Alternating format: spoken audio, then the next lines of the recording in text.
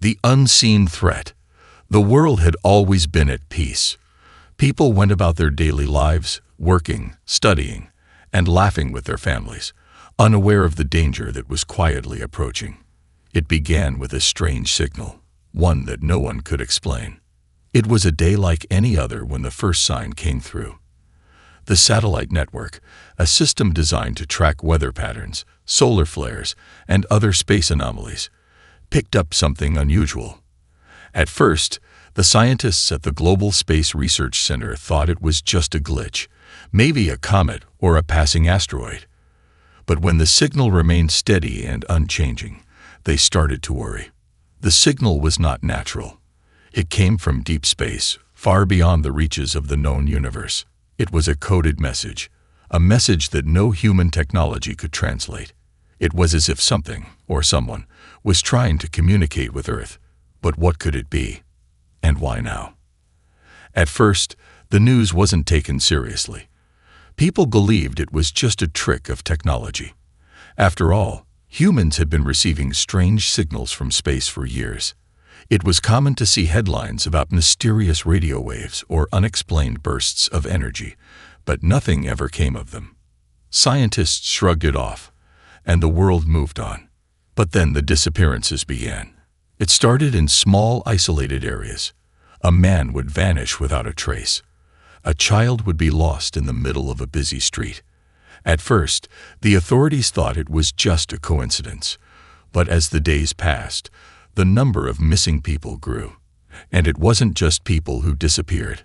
Whole towns seemed to vanish overnight. Entire communities were wiped off the map, as though they had never existed at all. The world was gripped with fear, and panic spread like wildfire. What was happening? The police had no answers, and the government was silent. No one knew why people were disappearing, and there was no explanation for the strange events unfolding. Families searched desperately for their loved ones, but it was as if they had been erased from existence. As the days went by, a sense of dread settled over the planet.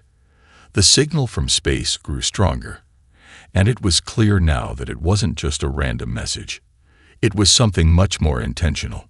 Something was trying to make contact with humanity. But who, or what, was out there? The military took notice.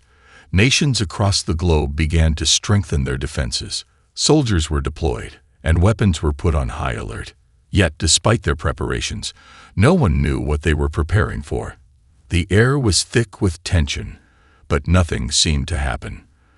The mysterious ships that had been spotted hovering over cities didn't make a move. They were simply watching, waiting. Then, one evening, the message changed. The mysterious signal, which had been a string of garbled data and strange frequencies, suddenly cleared. It transformed into a language, one that no human had ever heard before. But there was something familiar about it, something that sent a shiver down the spine of every scientist who listened. A voice, calm yet powerful, broke through the static. "We are the Zytherian. We demand a mate from your species, a human male. This is not a request." The world froze. The broadcast continued, but the words became clearer, more threatening. The voice explained that it belonged to an alien queen, the leader of an ancient race, and she had chosen Earth as the breeding ground for her offspring. She demanded that the humans offer up one of their own to be the father of her children. The message sent shockwaves around the globe. People couldn't believe what they had just heard. Was it a joke? A hoax? No one could say for sure, but one thing was clear: the alien queen was real. She had made contact, and her demands were serious. The queen's voice echoed through the airwaves, and for the first time, the human race knew they were not alone in the universe. Nations scrambled to respond. The United Nations called an emergency meeting, but it wasn't clear what they could do. How could humans fight an alien species that could travel across the stars? How could they protect themselves from a queen who demanded their most precious resource, human life? Panic spread. People feared the worst. Would the aliens come in force? Would the queen come to claim her mate? The world's leaders tried to remain calm, but it was impossible. The fear of the unknown was too great. No one knew if the aliens were peaceful or hostile, if they were here to help or to conquer. The military launched its defenses, ready to fight if necessary, but they had no idea what they were up against. Satellite images showed nothing but massive alien ships hovering in the atmosphere, unmoving and silent. They were waiting. The question on everyone's mind was, why? Days passed, but the situation grew only more dire. The alien queen's demand was clear. She wanted a human mate, and she would not leave until she had one. The world was caught in a strange, unspoken agreement that no one fully understood. Was this an invasion? Or was it something else entirely? As the days turned into weeks, the tension mounted. People whispered in the streets, speculating about what would happen next. Governments fell silent, unable to provide answers. And the strange alien ships continued to hover above them, silent, unblinking, as if the fate of humanity was being decided in a way no one could understand. The world was waiting for something to happen, and they had no idea just how close they were to the most shocking revelation of all. First contact. The world stood on edge, frozen by fear and uncertainty.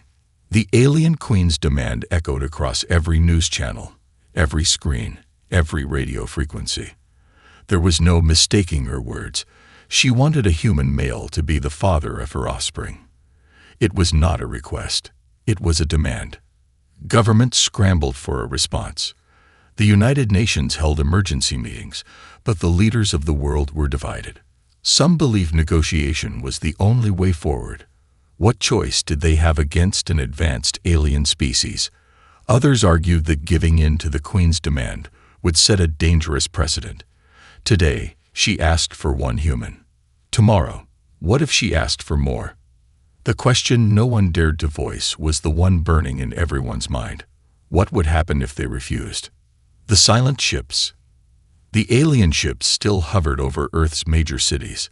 They had not moved, had not attacked, had not shown any aggression. But their mere presence was enough to keep the entire planet in a state of paralyzed fear. Some of the ships, massive as floating mountains, cast eerie shadows over cities like New York, London, and Beijing. Others, sleek and sharp, hovered in the upper atmosphere like silent predators waiting for the perfect moment to strike. But they did not strike. They waited. The alien queen, it seemed, was patient. And that was perhaps the most terrifying thing of all. The chosen one. It was only a matter of time before the queen made her next move. Then, on the 5th day after her first transmission, the world's televisions, phones, and electronic billboards all flickered and went dark. For one long, eerie minute, there was nothing but silence. Then, the Queen's voice returned. "I have chosen." A single name appeared across every screen, spoken in a language the world had never heard before, yet somehow everyone understood. John Carter. The world collectively gasped. John Carter was no soldier, no scientist, no politician. He was an ordinary man, living an ordinary life. A mechanic from a small town, with no military background, no special skills, nothing that should have made him stand out among billions. Yet, somehow, he had been chosen. News crews swarmed his small town, reporters desperate for an interview. The government whisked him away within hours, taking him to a secure facility for questioning. Experts ran every possible test. DNA scans, psychological evaluations, physical endurance trials, but they found nothing extraordinary. He was human. Completely, unmistakably human. So why had the alien queen chosen him? The ultimatum. John had no answers. He was as confused and terrified as everyone else.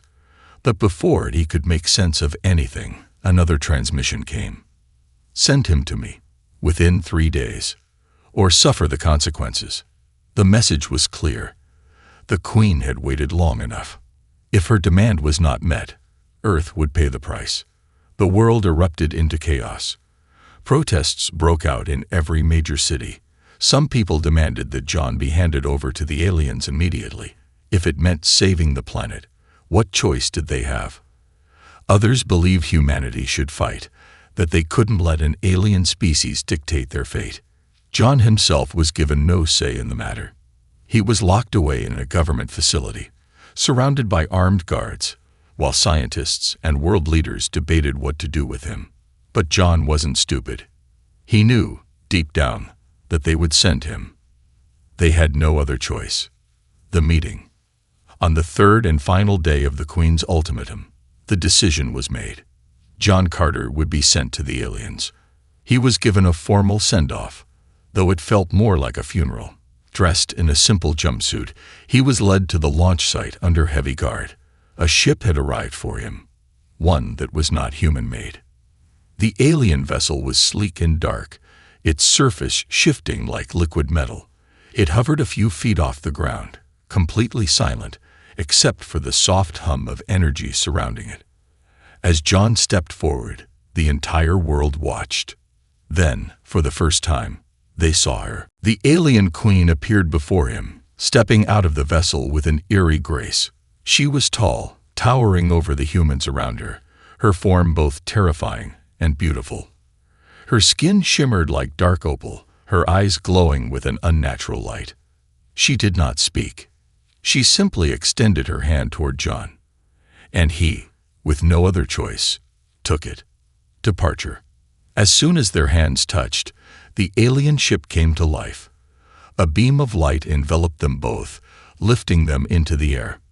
John barely had time to register the fear in the eyes of the people watching before everything went black. And just like that, he was gone. The world held its breath. What would happen next? No one knew. But one thing was certain. The fate of humanity now rested in the hands of John Carter, the human hero. John Carter's world went dark the moment the alien queen's ship swallowed him whole. There was no sense of motion, no sound, no indication of where he was being taken. 1 second, he was standing on Earth, his heart pounding as billions of people watched his departure. The next, he was weightless, surrounded by an eerie, pulsing glow that seemed to hum in his bones. Then, light flooded his vision. He was inside. The alien mothership. John expected cold metal walls, blinking lights, and sterile corridors, something like the sci-fi movies he'd seen growing up. But this was nothing like that. The walls were alive. They pulsed, shifting with colors he couldn't name, as if the ship itself was breathing. The air was thick, charged with an energy that made his skin tingle. He reached out, hesitantly touching the surface, and the moment his fingers brushed against it, the ship responded. A ripple spread outward from his touch, the surface morphing like liquid before solidifying again. It was as if the ship was aware of him, reacting to his presence. A chill ran down his spine. "Where am I?" he whispered. "Home," a voice replied. John turned sharply. The alien queen stood before him, watching him with her luminous eyes. Now, in the soft glow of the ship's core, he could see her more clearly. She was tall, easily over 7 feet, her body sleek yet powerful, with a grace that made her every movement mesmerizing. Her skin was a deep, shifting shade, something between black and violet, gleaming like polished obsidian. Her face, though undeniably alien, held an ethereal beauty. High cheekbones, sharp, intelligent eyes, and a presence that made the air feel heavier around her. John swallowed hard. He had seen her before, in the transmission on the screens, but seeing her up close was something else entirely. "What do you mean, home?" he asked cautiously. The queen tilted her head slightly, studying him. "You were chosen," she said simply. "Your kind does not understand what that means yet, but soon you will." John's hands clenched into fists. "You took me from my world," he said, his voice steadier than he felt. "I didn't ask for this." The queen stepped closer, and John instinctively stepped back. But the ship itself moved with him, the walls shifting subtly to match his retreat. "You misunderstand," the queen said, her voice calm. "You were not taken. You were called." John frowned. Called. She nodded. Our kind has searched for centuries. We have bred with many species, but none have been compatible. Until now. John's stomach twisted. Compatible. The Queen reached out, her long, clawed fingers hovering just above his chest. Your biology is unique, a perfect balance of resilience and adaptability. You are not here as a prisoner, John Carter. Her eyes gleamed. You are here as a savior. The purpose. John took a step back, shaking his head. You're talking like I have a choice, but let's be real. I don't, do I? The Queen didn't answer immediately. Instead, she studied him again, as if measuring something unseen. Finally, she said, choice is an illusion. John Carter, even on your world, do you truly choose? Or are you shaped by forces greater than yourself? John scowled. That's not the same thing. The Queen's expression didn't change. Perhaps. A moment of silence passed between them. Then, John exhaled sharply. Why me? The Queen gestured, and the ship responded. The walls around them shifted, revealing an enormous chamber beyond. John's breath caught in his throat. It was a hatchery. Rows upon rows of strange, translucent pods stretched into the distance, pulsing with dim light. Inside each pod, shadowy figures twitched, curled in embryonic slumber. Our species is dying, the Queen said softly. John tore his eyes away from the pods, looking at her. Why? She exhaled, a sound like the whisper of wind through ancient ruins. War, disease, evolution's slow decay. She turned to him. We are strong, but strength alone is not enough. We need something more. We need your kind's adaptability, your resilience. Your species has survived in ways no other has. We need that, if we are to continue. John stared at the rows of growing alien offspring, his heart hammering. And you think, I can fix that? The Queen nodded.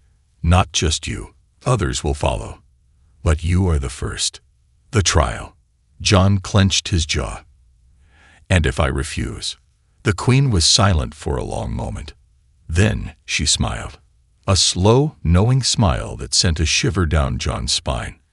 You will not refuse. Before he could react, the floor beneath him shifted. A deep humming filled the air, and suddenly, the room around him changed. The hatchery was gone. John found himself standing on a vast, endless battlefield. The ground beneath him was dark, scorched, the air thick with the scent of burning metal. Above him, massive alien warships loomed, engaged in an all-out battle with unseen enemies. Creatures, monstrous, twisted versions of the aliens, charged at him from all directions, their claws gleaming, their shrieks deafening. John spun around in shock. It wasn't real. It couldn't be. But the ground beneath him felt solid. The heat of battle burned against his skin. The sound of war filled his ears. What is this? He shouted. A test. The Queen's voice echoed around him. John barely had time to process her words before the creatures lunged. He had no weapons, no armor, nothing but his own instincts. And he ran. But there was no escape. The creatures closed in, their claws flashing. And then, darkness. When John opened his eyes, he was back in the mothership, panting, trembling. The Queen stood before him, watching. You see now, she said, the future is not guaranteed. The strong will survive. The weak will perish. John's hands shook. His body remembered the battle, the fear, the desperation. It had felt real. Because it had been. Your world does not understand what is coming, the Queen said. But I do, and I will prepare you. John's breathing slowed. His mind raced. He had been chosen. But for what? And more importantly, could he escape before he found out? The aliens' offer. John Carter had always thought of himself as an ordinary man, a mechanic from a quiet town, living a life that was simple, predictable. But now, standing in the heart of an alien mothership, facing an alien queen who had chosen him for something far beyond his understanding, he realized that ordinary no longer applied to him. He was trapped in a world that defied everything he knew. And worst of all, he was starting to believe he might never go home again. The awakening. John sat in a dimly lit chamber, his body still shaking from the test he had just endured. His mind replayed the battle, the way the creatures had chased him, the way the ground had burned beneath his feet, the way he had felt so powerless. It had felt real. His body remembered the exhaustion, the pain, the fear. But it hadn't been real, had it? The door to his chamber slid open without a sound. The alien queen entered, her presence filling the room. Even in the dim light, her skin shimmered, shifting between hues of deep violet and black. Her piercing, golden eyes studied him. "You survived," she said. John let out a humorless chuckle. "Barely." The queen tilted her head. That was only the beginning. John stiffened. He had expected this, expected that there would be more tests, more trials. But hearing her say it sent a chill through him. "You still don't understand," the queen continued. "You are not a prisoner, John Carter. You are a chosen one. You are here because your kind is stronger than you know." John exhaled sharply. "Then why don't you just take my DNA or whatever you need? Why put me through this?" The queen stepped closer, the air around her thick with an energy that John could feel buzzing against his skin. "Because strength is not only in your blood," she said. "It is in your mind, your heart, your will." She gestured, and the walls of the room shifted. Suddenly, John was standing in a vast open hall, surrounded by towering figures. He turned, his breath catching in his throat. They were warriors. Dozens of them. Some humanoid, some monstrous, some unlike anything he had ever seen. Their armor gleamed, their eyes burned with intensity. They stood in a semicircle, all of them watching him. "You are not the first to be chosen," the queen said. John's stomach twisted. He looked at the warriors, their imposing forms, the sheer power they radiated. "Then where are the others?" he asked. The queen's gaze darkened. "Dead. The trials of the chosen." John's blood ran cold. "You mean none of them survived?" The queen studied him, her expression unreadable. "They were not strong enough. But you are different." John clenched his fists. "You keep saying that. But why? What makes me different?" The queen moved closer, her presence overwhelming. "Because your kind was never meant to survive," she said. "Yet you do. You are fragile creatures, soft, slow, weak compared to many species in this universe. And yet, you endure, you adapt, you overcome." She gestured toward the warriors. "Some of them come from species far stronger than yours. Some were born for war, bred for battle. But they lacked something you have. Something rare." John swallowed hard. "And what's that?" The queen's golden eyes locked onto his. Defiance. John's breath hitched. "You do not submit," she said. "Even when you know you are powerless, you fight. Even when you face death, you resist. That is why your species thrives. That is why I chose you." John shook his head. "That doesn't mean I'm just going to do whatever you want." The queen's lips curled into something that might have been a smile. "I would be disappointed if you did." She raised a hand, and the warriors surrounding them suddenly vanished.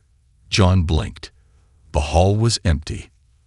"Your trials will continue," the queen said. "But first, I offer you something." John hesitated. "An offer?" The queen nodded. "A choice." She turned, and for the first time, John noticed a massive window at the far end of the hall. Outside. His heart stopped. It wasn't space. It was Earth.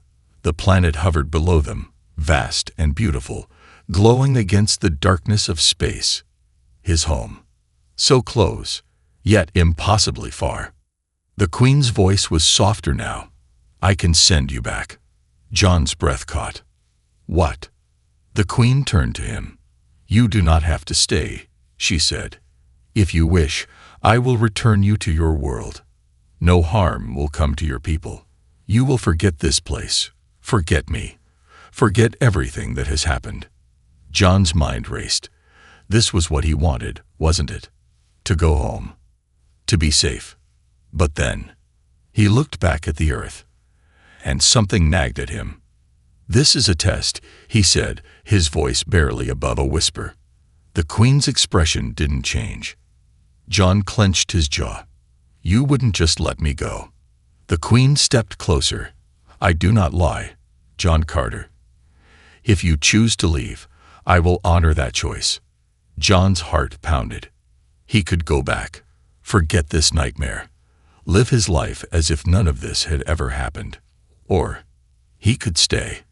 Stay and face whatever lay ahead. Stay and discover why he was really chosen. Stay and find out if there was more to this than just survival. The Queen watched him, waiting. For the first time, John realized this was the real test. He turned to the Queen, his hands trembling. And he made his choice. "I'm staying." The Queen's golden eyes flashed, and the world around him shifted once more.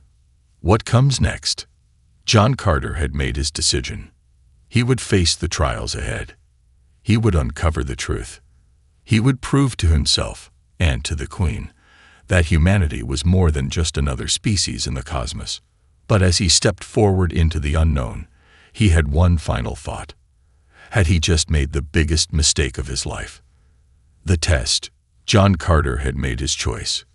He had chosen to stay. Now he was about to find out whether that choice would be the death of him.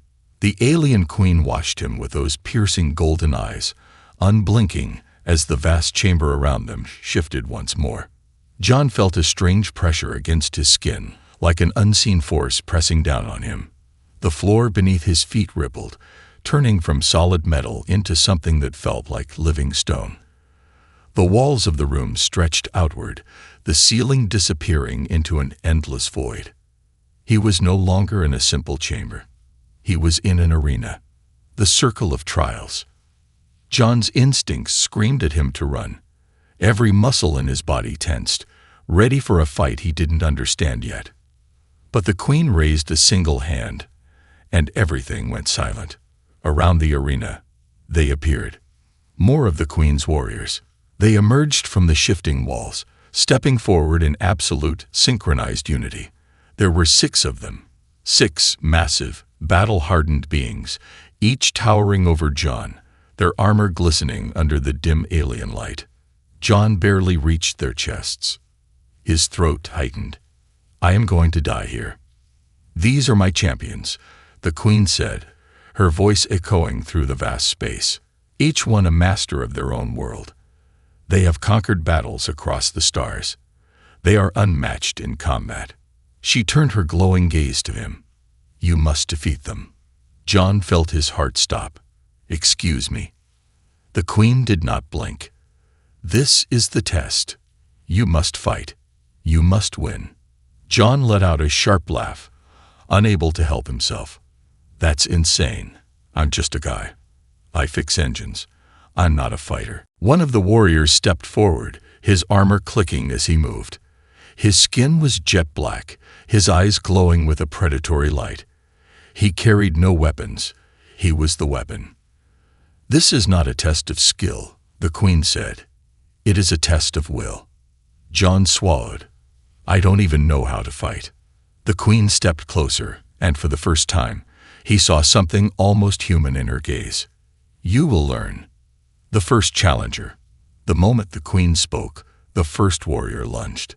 John barely had time to react. A massive fist came hurtling toward him. He ducked, barely, but the sheer force of the attack sent a shockwave rippling through the ground. The floor cracked. John staggered, trying to regain his footing. The warrior didn't stop. A second punch came, this time, faster. John raised his arms to block, but the impact was like being hit by a truck. The force sent him flying across the arena, his body slamming into the ground with brutal force. Pain exploded through him. he gasped, struggling to breathe. The warrior didn't wait. He was already charging. John's vision blurred. His mind screamed at him to get up. Move. Move. He rolled just in time as a massive foot slammed into the ground where he had just been. The impact left a crater. I can't win this. John scrambled backward, his breath ragged. I can't fight this thing. The Queen's voice echoed in his mind. It is not a test of skill. It is a test of will. John's hands clenched into fists. Maybe he wasn't strong. Maybe he wasn't trained. But one thing he knew, he was not going to just lie down and die. The warrior lunged again. This time, John moved first. He sidestepped the attack, throwing himself forward instead of backward. The shift in movement caught the warrior off guard. John dove low, rolling beneath the giant's outstretched arm. As he passed, he lashed out with a punch, a desperate, clumsy strike aimed at the warrior's side. His fist connected, and for a split second, the warrior stumbled. John's eyes widened. I can hurt him. Hope flared inside him. Then the warrior turned, and John realized he had just made a huge mistake. The beating. The warrior's next strike hit John like a hammer. It wasn't a punch. It was a backhand. The sheer force lifted John off the ground and sent him crashing into the far wall of the arena. Everything spun. Pain shot through his body. His vision went dark for a moment. He tasted blood. He had never been hit like that before. Every nerve in his body screamed at him to stay down. Give up. Stop fighting. Let it end. But deep inside him, something else screamed louder. Get up. John's fingers dug into the ground. Get up. His arms trembled as he forced himself onto his hands and knees. The warrior was already approaching, ready to deliver the final blow. John clenched his teeth. Not yet. As the warrior swung, John did something stupid. He ran toward him. The warrior expected him to fall back. He didn't expect John to rush straight into his guard. At the last second, John dropped low, sliding under the warrior's massive form. With every ounce of strength he had left, he drove his elbow into the back of the warrior's knee. A weak spot. The warrior buckled. John didn't stop. He twisted, using his momentum to slam his fist into the warrior's exposed side. The giant staggered. John saw his chance. He clenched both fists and swung with everything he had. His knuckles smashed into the warrior's jaw. Once, twice, sending the giant reeling. And then, with a final desperate kick to the chest, John sent the warrior crashing to the ground. The aftermath. Silence filled the arena. John stood over the fallen warrior, panting, shaking. His body hurt. His vision swam. But he had done it. He had won. The Queen stepped forward, her golden eyes burning. She did not look surprised. She looked pleased. Good, she murmured. You are beginning to understand. John wiped the blood from his mouth. Understand what? The Queen's voice was soft. That you were never weak. John stared at her, his heart hammering. And deep inside him, something shifted. For the first time, he believed her. He had survived the first trial. But there were still more to come. And John Carter was ready. What comes next? The first battle was over. But the real war was just beginning. John Carter had fought. Now he would learn. Would he become a warrior? Or something more?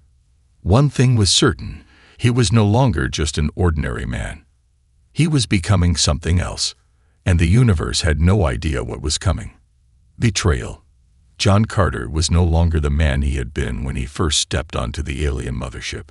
The first trial had broken him. The second trial had forged him. And now, as he prepared for the next challenge, he could feel it. Something inside him had changed. He had learned to fight. He had learned to endure, but he had not yet learned the most dangerous lesson of all. Trust was a weakness, and betrayal could come from anywhere. The rising tension. John stood at the edge of the training grounds, his body still aching from the last battle. His bruises were deep, his muscles sore, but the pain no longer slowed him down. Instead, it sharpened him. The other warriors, aliens from species he had never imagined, watched him now with something new in their eyes. Respect. They had doubted him. They had mocked him. But he had proven himself in battle. And in this world, strength meant everything. Still, not all of them had accepted him. Some still looked at him as an outsider, a human, weak, unworthy. John had learned to ignore them. But there was one he could not ignore. General Xal'Arath, the enemy within. Xal'Arath was unlike the other warriors. He was a legend, a warrior of countless battles, feared across the stars, undefeated in every trial. His body was built like a living weapon, towering, armored, his movements impossibly fast, despite his sheer size. His skin was dark silver, his eyes burning like molten steel. And from the moment John had arrived, Xal'Arath had watched him with barely concealed disdain. "You do not belong here," he had said on the first day. John had ignored him. But now he knew Xal'Arath wasn't just another warrior. He was a threat. The Queen's warning. The alien Queen had summoned John to the Great Hall. Her presence, as always, was overwhelming. She moved with grace, her golden eyes unreadable. But this time, there was something different about the way she looked at him.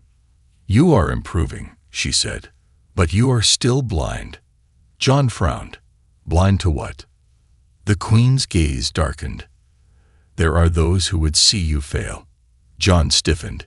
He knew what she meant. "Xal'Arath," he muttered. The Queen gave the faintest nod. "He is not your only enemy," she said, "but he is your most dangerous one." John clenched his jaw. Then why let him stay? The Queen's lips curved in something almost like a smile. "Because I do not fear him." John exhaled slowly, but that didn't mean he didn't have to. The ambush. John had begun to learn the patterns of this world. Every night, the warriors rested. Every morning, they trained. But this night was different. John had left the training grounds later than usual, his body exhausted, his mind still replaying the Queen's words. The corridors of the mothership were dimly lit, the walls shifting ever so slightly as if the ship itself were alive. And then, a whisper of movement. John stopped. His instincts screamed at him. Something was wrong. Then, shadows moved. John barely had time to react before the first attack came. A blade sliced through the air, missing his throat by mere inches. John twisted, dodging just in time as a second figure lunged from the darkness. 3 of them. No, 4. Assassins. John didn't think. He moved. His training kicked in, his body reacting before his mind could process what was happening. He dodged the second blade, grabbed the attacker's wrist, and twisted, hard. A sickening snap. The alien warrior dropped, his weapon clattering to the ground. But the others weren't slowing down. A fist slammed into John's ribs, knocking the air from his lungs. He staggered, pain flaring through his side. Then, Xal'Arath's voice. "You should have left when you had the chance, human." John's vision blurred. It was him. Xal'Arath stood at the far end of the corridor, watching, his eyes gleaming with cold amusement. John gritted his teeth. So this was it. Xal'Arath wasn't just another rival.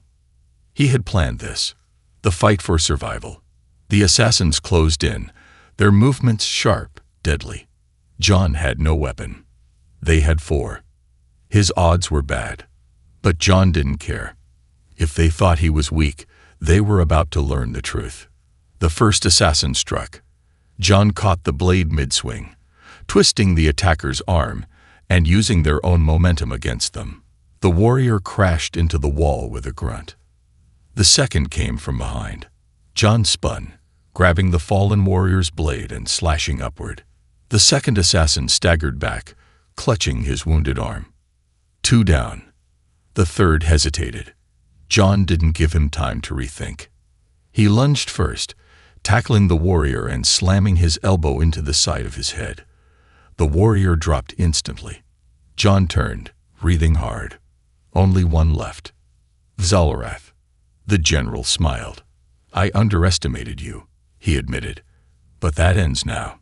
John tightened his grip on the stolen blade. Let's finish this, he growled. The betrayal runs deeper. Zalarath attacked.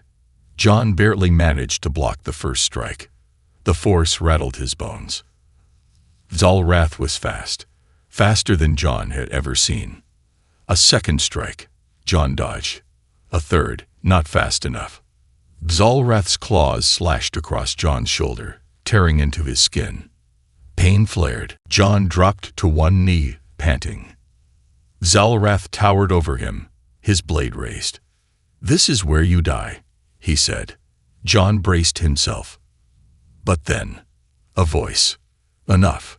Zalarath froze. The air shifted. John looked up. The queen stood there, her golden eyes burning with fury. Zalarath stiffened. This was not part of your trial, she said. Her voice was calm. Too calm. You have disobeyed me. Zalarath growled. He is weak. He does not deserve. The queen moved so fast that even John barely saw it. One moment she was standing still. The next, she had Zalarath by the throat. She lifted him effortlessly, her fingers tightening. Zalarath choked, his eyes widening. You forget your place, the queen whispered.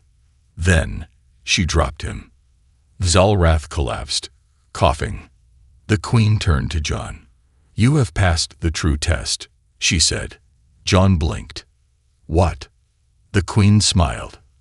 Survival, she said, not of the body, but of the mind. John exhaled, his body shaking. Zalarath was defeated, but John knew one thing for certain. This war wasn't over. Not yet. The final decision. John Carter had survived the trials. He had faced warriors stronger than him. He had endured betrayal. And now, as he stood in the heart of the alien queen's throne room, he realized something chilling. Everything had been leading to this. This wasn't just about his survival anymore.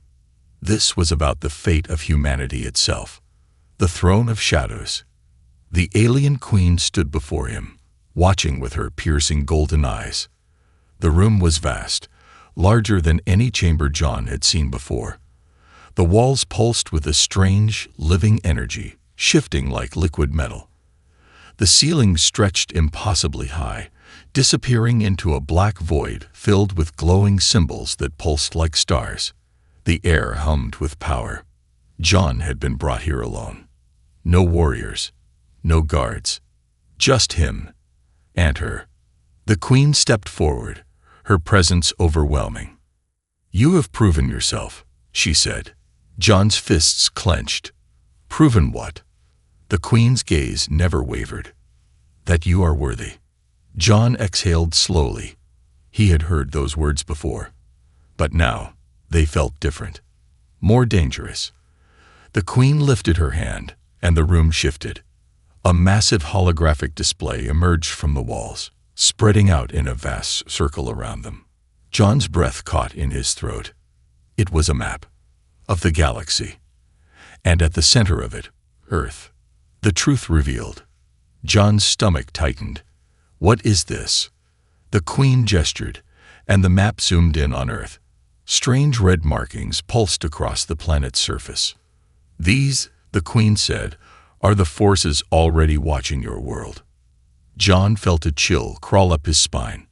Watching, he repeated. The queen nodded. Your species believes itself alone. It is not. She flicked her fingers, and the map expanded again. Planets, hundreds of them, glowed across the holographic display. Many were surrounded by similar red markings.